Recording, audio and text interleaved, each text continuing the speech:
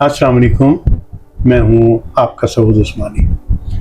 जो शायर मुझे बहुत पसंद रहे हैं उनमें महशर बदायूनी भी है।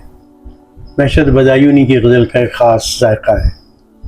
ये गज़ल जो आपने भी सुनी होगी, उसके कुछ शेर दोबारा सुन लीजिए कि करे दरिया न पुल मिस्मार मेरे, करे दरिया न पुल मिस्मार मेरे, अभी कुछ लोग हैं उस पार मेरे, अभी कुछ लोग हैं उस पार मेरे, दबा जिससे उसी पत्थर में ढलकर बिके चेहरे सरे बाजार मेरे, दबा जिससे उसी पत्थर में ढलकर बिके चेहरे सरे बाजार मेरे, तुम अपना हाल महजूरी सुनाओ, मुझे तो खा गए आज़ार मेरे, मुझे तो खा गए आज़ार मेरे।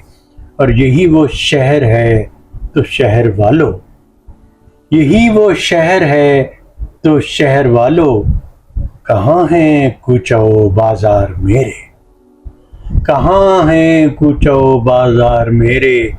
और बहुत दिन गुजरे अब देखाऊं घर को, बहुत दिन गुजरे अब देखाऊं घर को, कहेंगे क्या दरो दीवार मेरे।